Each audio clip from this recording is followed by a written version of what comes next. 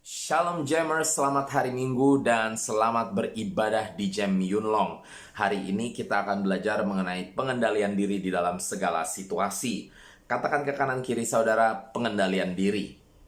Haleluya. Seperti biasa kita akan mengawali hari ini dengan kebenaran firman Tuhan. Untuk itu saya undang saudara-saudara terkasih di dalam Tuhan untuk membuka kebenaran firman Tuhan dari kitab 1 Korintus pasalnya yang ke-10 ayat yang ke-13. 1 Korintus 10 ayat 13. Mari kita persiapkan diri dan kita baca kebenaran firman Tuhan ini. Kalau yang sudah menemukan 1 Korintus pasal 10 ayat yang ke-13, mari kita bangkit berdiri. Kita bacakan secara bersamaan 1 Korintus pasal 10 ayat yang ke-13. Sudah siap semuanya? Kalau yang belum siap mungkin langsung nyontek ke temannya kiri kanan ya. Ya, kita bacakan secara bersamaan sidang jemaat yang dikasihi Tuhan. Pasal 10 ayat yang ke-13 dari kitab 1 Korintus. Kita baca 2-3. Pencobaan-pencobaan yang kamu alami ialah pencobaan-pencobaan biasa yang tidak melebihi kekuatan manusia. Sebab Allah setia dan karena itu Ia tidak akan membiarkan kamu dicobai melampaui kekuatanmu. Pada waktu kamu dicobai, Ia akan memberikan kepadamu jalan keluar, sehingga kamu dapat menanggungnya. Saya ulangi sekali lagi ya. 1 Korintus 10:13, ayat yang 13 maksudnya, berbunyi, pencobaan-pencobaan yang kamu alami ialah pencobaan biasa yang tidak melebihi kekuatan manusia. Sebab Allah setia dan karena itu Ia tidak akan membiarkan kamu dicobai melampaui kekuatanmu. Pada waktu kamu dicobai, Ia akan memberikan kepadamu jalan keluar, sehingga kamu dapat menanggungnya. Mari kita berdoa. Bapa di surga, kami bersyukur Tuhan untuk kebenaran firman Tuhan ini, mengingatkan kami bahwa Engkau terus memegang kendali di dalam segala situasi kehidupan kami. Hari ini kami akan belajar mengenai pengendalian diri, dan gimana kami harus terus memegang kendali diri kami di dalam segala situasi, karena Engkau terus ada di dalam situasi-situasi tersebut. Tutup bungkus kami dengan kuat kuasa darah-Mu Tuhan. Tolong kami supaya fokus kami hanya kepada Engkau saja. Sembunyikan hamba-Mu di balik salib-Mu, sehingga Engkau sendiri yang melayani setiap kami di sore hari ini. Di dalam nama Tuhan Yesus kami berdoa dan mengucap syukur. Haleluya. Mari kita semua katakan amin. Haleluya. Saudara-saudara, kita akan mempelajari tentang 3 hal mengenai pengendalian diri di dalam setiap situasi atau segala situasi. Katakan ke kanan kiri 3 hal. 3 hal mengenai pengendalian diri di dalam segala situasi berdasarkan ayat yang baru saja kita bacakan 1 Korintus 10 ayat 13. Kita pelajari yang satu adalah, poin yang pertama atau hal yang pertama adalah bahwa setiap situasi atau segala situasi adalah biasa-biasa saja. Oke? Pencobaan-pencobaan yang harus kita hadapi itu biasa-biasa saja. Walaupun menurut kacamata manusia sangat berat. Walaupun menurut kita sendiri atau saudara sendiri, situasi yang sedang kita lalui atau harus kita hadapi itu sangat berat. Tapi firman Tuhan mengingatkan kepada saya dan saudara di dalam 1 Korintus 10 ayat yang ke-13 bahwa tidak ada satupun situasi atau pencobaan atau masalah yang Tuhan izinkan ada di dalam kehidupan saya dan saudara yang melampaui batas kemampuan saya dan saudara. Jadi artinya segala situasi tersebut sudah diperhitungkan oleh Tuhan. Kalau diizinkan oleh Tuhan untuk ada, maka kita mampu mengatasinya, kita mampu melaluinya. Artinya kita mampu mengendalikan segala situasi tersebut. Ya, termasuk situasi di mana membuat diri kita mungkin marah atau sedih atau kecewa dan lain sebagainya. Tuhan janji bahwa setiap situasi yang Tuhan izinkan ada di dalam kehidupan saya dan saudara, kita mampu mengendalikannya. Kita mampu mengendalikan emosi kita dalam bentuk apapun itu, kesedihan, kemarahan, kekecewaan dan lain sebagainya. Kita mampu, karena setiap situasi sudah diperhitungkan oleh Tuhan bahwa setiap situasi tersebut sesungguhnya biasa-biasa saja. Katakan ke kanan kiri, biasa-biasa saja. Oke?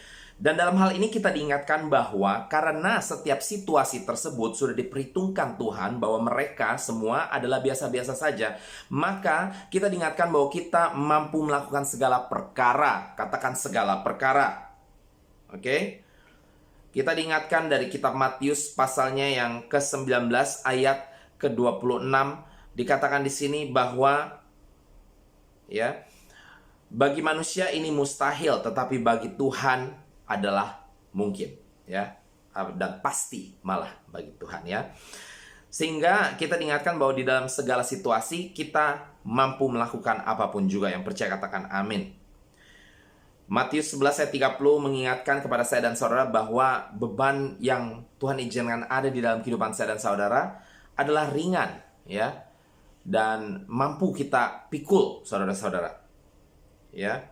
Bahkan firman Tuhan mengingatkan kepada saya dan saudara bahwa segala perkara dapat kita tanggung di dalam Kristus Yesus Tuhan kita. Dan kita sudah menerima Yesus dalam kehidupan saya dan saudara, sehingga apapun situasi yang harus kita hadapi, mari saudara kita ingatkan kepada diri kita, jangan mengenai hal-hal yang dapat membuat kita semakin down atau semakin turun. Hal-hal yang dapat mendiscourage kita atau menghilangkan semangat dalam kehidupan kita. Tetapi justru kita harus menyemangati diri kita dengan mengingatkan bahwa kalau kita sudah ada Yesus Kristus, maka kita sesungguhnya mampu mengatasi segala perkara. Kenapa? Karena segala perkara tersebut sudah diperhitungkan Tuhan bahwa saya dan saudara mampu mengatasinya. Kita mampu mengatasi beban apapun juga. Yang percaya katakan amin. Itu termasuk untuk segala hal yang mungkin mengojok-ngojok kita punya pengendalian diri, yang hal-hal yang berusaha menjatuhkan pengendalian diri kita. Mari kita terus diingatkan bahwa sesungguhnya Tuhan sudah memberikan kekuatan kepada saya dan saudara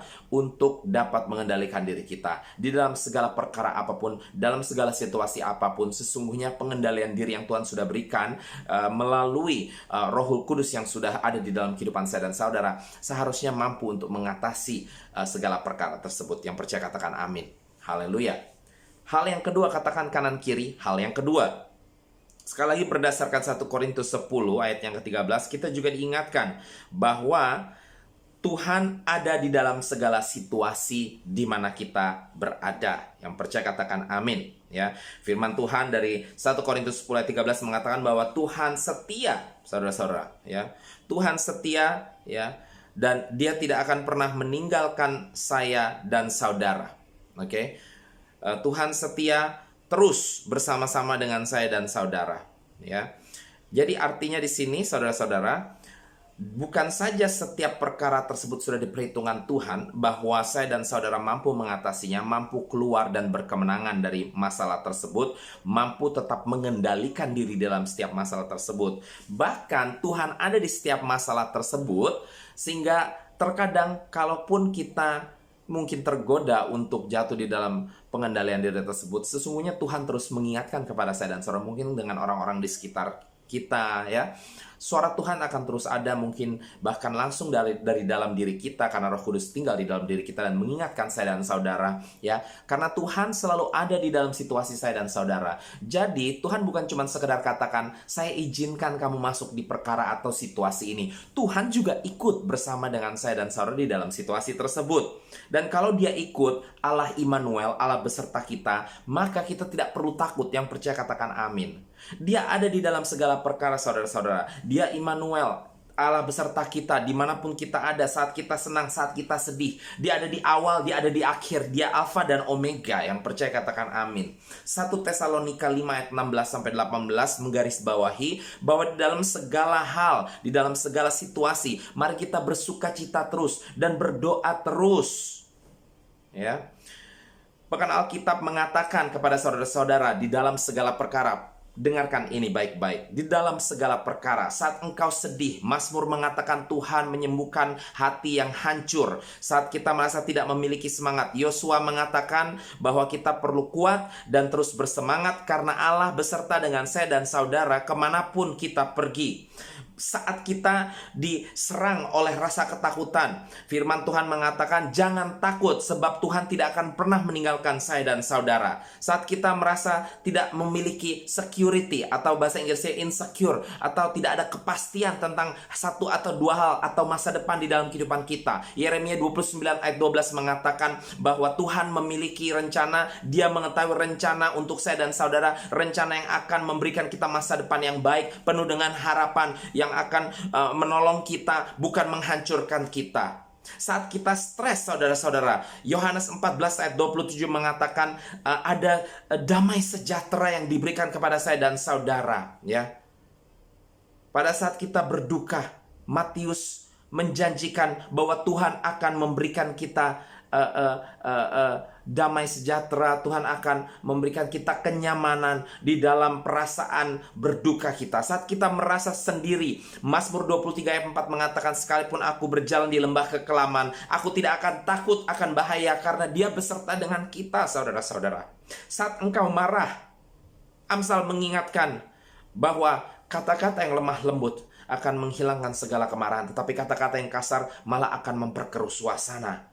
Dan bahkan saudara, saat kita bersuka cita, saat kita senang, 1 Tesalonika mengatakan, terus bersuka cita, terus berdoa, dan terus bersyukur di dalam segala perkara, di dalam segala situasi.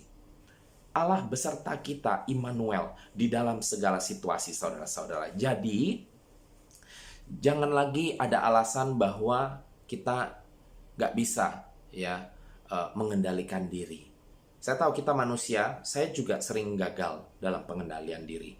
Tapi jangan ada alasan bahwa, karena saya lagi jauh dari Tuhan segala macam. Bukan itu. Karena pada saat kita jatuh di dalam pengendalian diri, itu adalah keputusan saya dan saudara sendiri. Karena kalau kita bilang jauh, selama kita masih memiliki Tuhan Yesus di dalam kehidupan saya dan saudara, sesungguhnya Tuhan selalu dekat dengan saya dan saudara. Dan Dia sangat sedih pada saat kita gagal di dalam satu hal, dua hal di dalam kehidupan kita, karena Dia ada di depan mata kita. Kitanya yang tidak lihat Dia, saudara-saudara.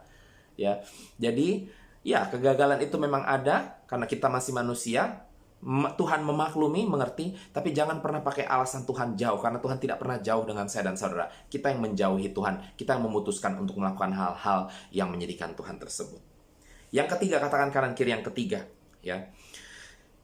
Dari 1 Korintus 10 ayat 13 juga mengatakan kepada saya dan saudara bahwa pada saat kita dicobai, maka Tuhan akan memberikan jalan keluar. Jadi poin yang ketiga adalah selalu ada jalan keluar untuk segala situasi.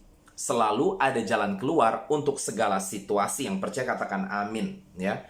Seperti lagu, Dia buka jalan saat tiada jalan.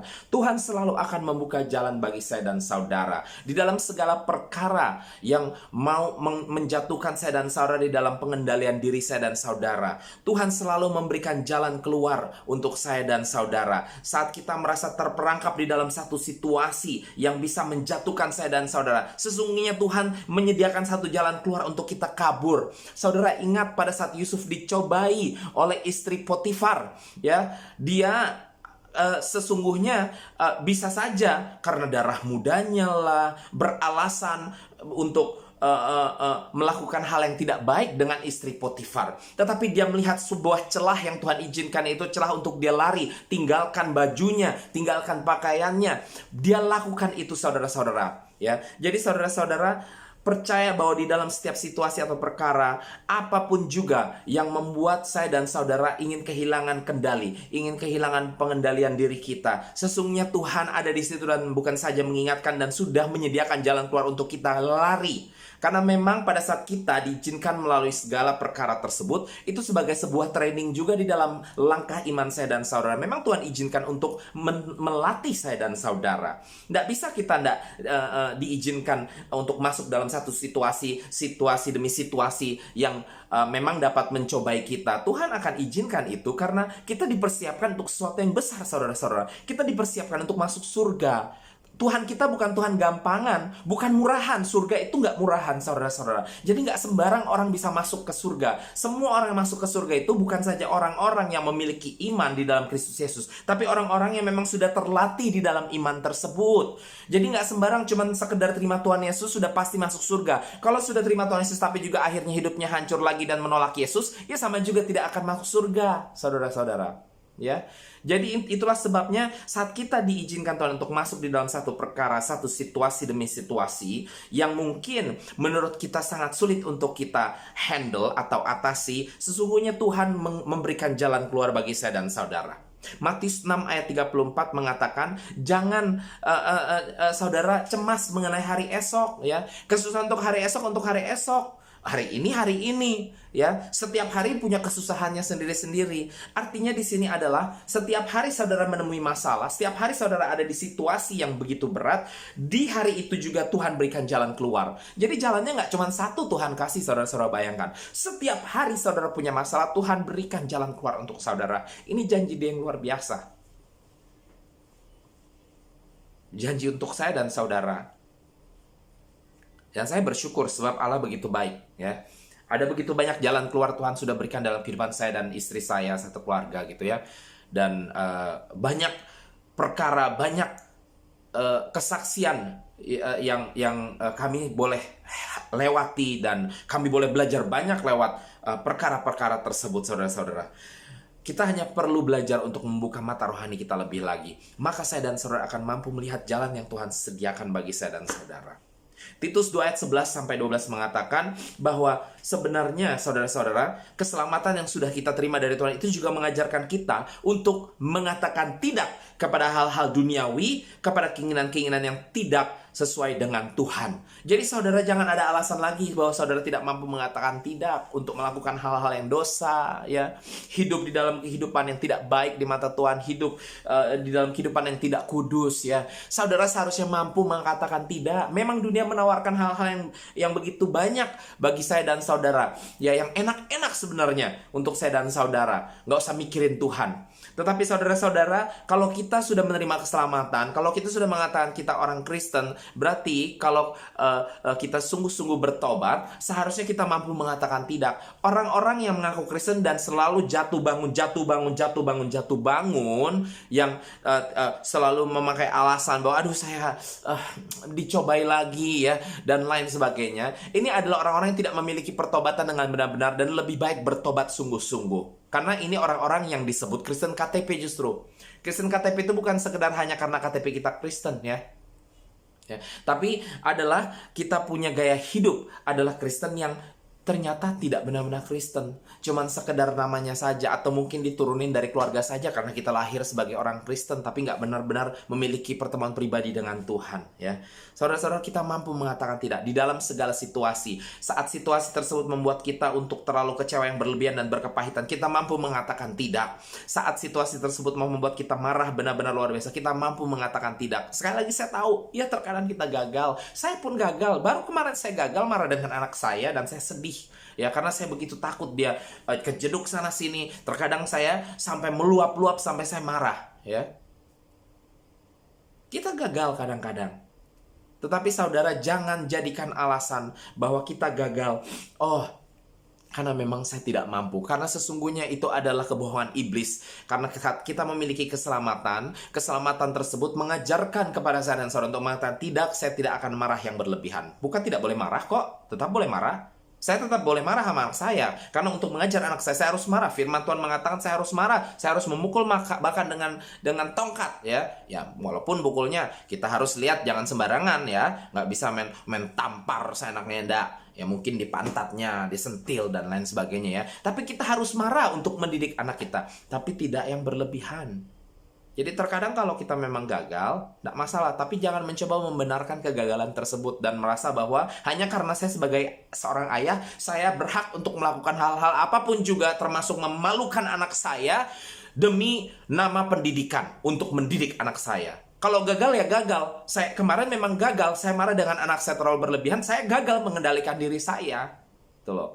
Itu bukan suatu hal yang untuk mempermalukan saya dan saudara. Itu suatu hal yang mengingatkan kepada saya dan saudara. Artinya kita perlu di training lebih lagi di dalam Tuhan, mempersiapkan diri kita untuk masuk ke surga. Jadi kita terima kegagalan tersebut, lalu siapkan diri untuk menerima kemenangan yang berikutnya. Karena kita diingatkan bahwa Tuhan, saya tahu berarti berikutnya saya mampu mengatakan tidak kepada kemarahan yang berlebihan. Saya mampu mengatakan tidak kepada emosi yang berlebihan. Walaupun ya saya tidak munafik, nanti sekali waktu begitu lagi. Ya kita masih manusia seperti saya katakan tadi. Tapi pada saat kita mencoba membenarkan bahwa enggak apa-apa marah kayak begitu kok, ya, maka kita jatuh ke dalam perangkap iblis, ya. Lama-lama ya kita akan marah terus begitu aja gitu loh. Tapi pada saat kita marah yang berlebihan, atau kecewa yang berlebihan, kepahitan yang berlebihan, sedih yang berlebihan sampai nggak mau keluar-keluar dari kamar, ya sepertinya dunia sudah kiamat gitu, ya. Saya kemarin waktu mami meninggal 2 minggu saya ada rasa ini, rasa itu, segala macam. Sebelum akhirnya saya putuskan untuk saya mau move on, ya. Nggak apa-apa, memang namanya manusia, kita baru kehilangan orang yang kita kasihi, ya kita berduka sampai 2 minggu. Saya nggak mau terima SMS, tidak mau terima WhatsApp, dan lain sebagainya. Saya hentikan semua pelayanan dan lain sebagainya. Sekalipun hamba Tuhan yang melayani kita di sana mengingatkan, Beth, hati-hati ya, karena saat ada duka seperti ini, iblis sering memakai situasi untuk menjatuhkan setiap hamba Tuhan. Jadi saya sempat 2 minggu gagal di dalam mengendalikan diri untuk tidak terlalu berduka yang berlebihan, di mana setiap ada orang meninggal saya selalu mampu mengatakan Tuhan akan terus berikan kekuatan kepada saudara sebagai hamba Tuhan. Tapi ternyata saat hamba Tuhan ini kehilangan orang yang dikasihi, ternyata saya sendiri gagal untuk mendapatkan kekuatan tersebut, ya. Tidak masalah, Tuhan tahu itu. Tapi pada saat kita diingatkan, cepat-cepat kita mengakui bahwa sebenarnya 2 minggu waktu itu saya sudah membuang waktu. Karena sesungguhnya orang yang saya kasih ini, apalagi mami, sudah bersama-sama dengan Tuhan. Jadi saya harusnya nggak usah buang-buang waktu. Ya, walaupun berduka itu tidak masalah karena kita mengasihi orang tersebut, saudara-saudara. Tapi firman Tuhan mengingatkan bahwa di dalam segala perkara kita mampu mengatakan tidak untuk segala pencobaan yang iblis reka-rekakan bagi saya dan saudara untuk membuat kita jatuh, untuk membuat kita marah yang berlebihan, kecewa yang berlebihan, ketakutan yang berlebihan, ya, merasa sendiri yang berlebihan, merasa tidak ada damai sejahtera yang berlebihan, ya. Ini adalah kebohongan iblis, karena dalam segala perkara tersebut kita mampu mengatakan tidak oleh karena keselamatan yang sudah kita terima. Yang percaya katakan amin. Untuk itu saudara-saudara, setelah kita mempelajari tiga hal ini, maka kita berada di conclusion. Saya bingung tuh Indonesia conclusion tuh apa ya, hasil akhir kali atau gimana, konklusi pokoknya, ya. Artinya berdasarkan ketiga hal yang kita pelajari tersebut, maka kita diingatkan dengan kenyataan bahwa saya dan saudara sesungguhnya mampu, karena dimampukan oleh Tuhan melalui Roh Kudus dalam kehidupan saya dan saudara, kita mampu untuk menjaga pengendalian diri saya dan saudara di dalam segala perkara. Yang percaya katakan amin. Ya, walaupun kita terus harus pelajari untuk mengendalikan diri kita, menjaga pengendalian diri kita harus pelajari kapan kita harus menghindar dari pembicaraan yang membuat kita emosi, kapan kita harus tutup mulut dan lain sebagainya, kapan kita harus tutup telinga kita mendengarkan hal-hal yang menjadi sampah bagi telinga kita, ya, seperti kitab Amsal 25 ayat 27 sampai 28 yang kita gunakan kemarin untuk home group, ya, mengatakan bahwa tidak baik untuk makan terlalu banyak madu, saudara-saudara. Bukan madunya yang masalah, kitanya kadang-kadang. Kalau kita nggak mampu dengerin hal-hal yang membuat kita jadi akhirnya terojok-ojok dan akhirnya jadi marah, jadi emosi, lebih baik jangan dengarkan, saudara-saudara, ya. Nggak baik mendengarkan sesuatu yang terlalu berlebihan. Nggak baik makan atau mengkonsumsi, baik secara fisik atau secara non-fisik, sesuatu secara berlebihan, saudara-saudara, ya. Karena itu akan menghancurkan kita punya pengendalian diri. Dan kalau pengendalian diri kita hancur, maka di firman yang sama diingatkan bahwa kita layaknya seperti sebuah kota yang memiliki tembok yang cepat hancur. Ya, kelihatannya kita punya tembok, kelihatannya kita kuat, ternyata sewaktu-waktu kita diserang dengan masalah, kita jatuh lagi, saudara-saudara.